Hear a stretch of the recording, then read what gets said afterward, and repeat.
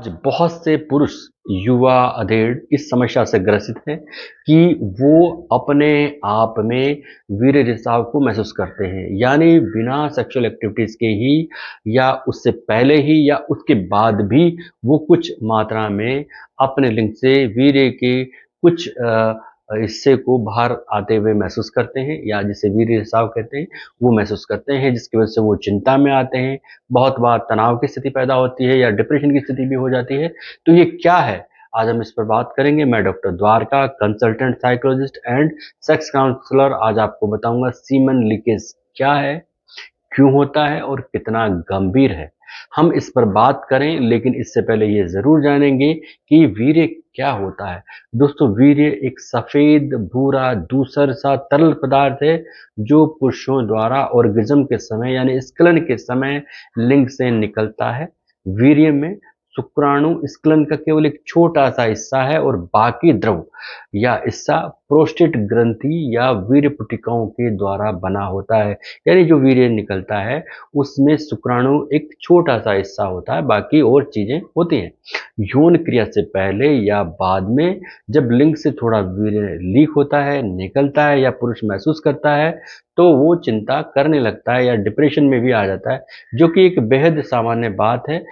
और ये निकलना या लीक होना भी एक सामान्य घटना है, स्थिति है। लेकिन कुछ स्थितियों में जब वीर्य रिसाव होता है या उसके कलर में चेंजेस होता है, तो फिर ये या उसकी मात्रा में चेंजेस होता है, तो ये असामान्य स्थिति होती है। और तब फिर एक व्यक्ति को, एक पुरुष को किसी भी साइकोलॉजिस्ट से मिलना चाहिए, डॉक्टर से मिलना चाहिए।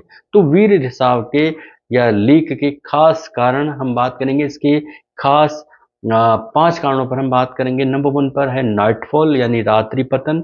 नंबर 2 पर यौन उत्तेजना। नंबर 3 पर प्रोस्टेट ग्लैंड से संबंधित समस्याएं। नंबर 4 पर तंत्रिका या रीढ़ की हड्डी में चोट लगने की वजह से भी ऐसा होता है। नंबर 5 पर कुछ खास दवाओं को उपयोग करने पर भी ऐसा होता है। सबसे पहले हम बात करेंगे नाइटफॉल के बारे में। दोस्तों, कभी कभी सोते समय व्यक्ति, खासकर जब वो नींद में सो रहा होता है और सपनों की स्थिति में होता है, तो अचानक उसको रात्रि में नींद के दौरान वीर्य निकल जाता है, जो एक सामान्य बात है, जिसको लोग नाइट फॉल के नाम से जानते हैं, रात्रि पतन के नाम से जानते हैं। और ऐसा तब होता है जब व्यक्ति रात को सोने से पहले कुछ कामुक दृश्य देख के सोया हो या कुछ कामुक सपने उसको आ रहे हों, तो व्यक्ति इस दौरान नींद में उत्तेजना महसूस करता है और फिर उसमें ये नाइटफॉल के रूप में घटना होती है, जिसमें वीर्य रिसाव होता है या लीक हो जाता है, कुछ हद तक निकल जाता है। तो ये एक कारण है कि वो यदि रात को कुछ कामुक दृश्य देखकर सोया है या नींद में कामुक सपने आए हैं, तो एक सामान्य सी बात है, इसमें आपको डरने की, घबराने की बात नहीं है, ना किसी साइकोलॉजिस्ट से मिलनी है, ना किसी डॉक्टर से दिखाने की जरूरत है। यदि सप्ताह में 2 से 3 बार भी ऐसा है तो ये सामान्य बात है, इसमें घबराने की बात नहीं है या किसी डॉक्टर से मिलने की जरूरत नहीं है। और ना ही नाइटफॉल में शुक्राणुओं में कमी आती है या कोई कमजोरी आती है। कुल मिलाकर ये एक शरीर की सामान्य घटना है, इसमें चिंता की बात नहीं है। नंबर 2 पर जो कारण बनता है वीर्य रिसाव का, वो है यौन उत्तेजना। ये एक बहुत ही सामान्य मनोशारीरिक बात है, स्थिति है, जिसमें व्यक्ति जब यौन रूप से उत्तेजित होता है, उसे सेक्सुअल ट्रिगर मिलता है, तो शरीर प्रतिक्रिया के रूप में वीर्य की कुछ बूंदे या कुछ मात्रा स्खलन के रूप में वो महसूस करता है। और ऐसा तब होता है जब व्यक्ति या तो अकेला होता है या अपने साथी के साथ अंतरंग पलों में होता है या कामुक दृश्य देख रहा होता है या पढ़ रहा होता है। तो ये घटना बहुत ही सामान्य रूप से हो जाती है। और इसमें एक खास बात जो समझने वाली है वो ये है कि प्रीकम प्रीकम क्या है। ये एक तरल पदार्थ है जो वास्तविक स्खलन से कुछ पहले निकलता है, कुछ सेकंड पहले निकलता है, जो कि वास्तव में वीर्य नहीं होता। प्रीकम वीर्य नहीं होता। ये वीर्य को एक वीर्य निकलने से पहले लिंग में आता है, जो कि उसके लिए स्नेह का काम करता है। यानी ये एक तरल पदार्थ होता है जिसके बाद वीर्य का स्खलन होने में आसानी रहती है। तो प्रीकम में जो शुक्राणु होते हैं, कभी कभी वो गर्भावस्था का कारण या गर्भाधान का कारण बन सकते हैं, क्योंकि उसमें कुछ मात्रा में शुक्राणु कभी कभी आ जाते हैं। इसलिए यदि आप इस स्थिति से बचना चाहते हैं तो फिर आपको कंडोम का यूज करना चाहिए या सावधानी रखनी चाहिए। नंबर 3 पर प्रोस्टेट ग्रंथि की यदि समस्या है तो भी सीमन लीकेज की समस्या हो सकती है।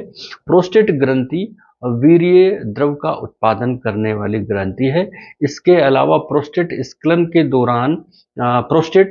के दौरान लिंग से वीर्य को बाहर निकालने के लिए मूत्रमार्ग को खोलने और बंद करने को भी कंट्रोल करता है। तो प्रोस्टेट की दो महत्वपूर्ण स्थितियां होती हैं।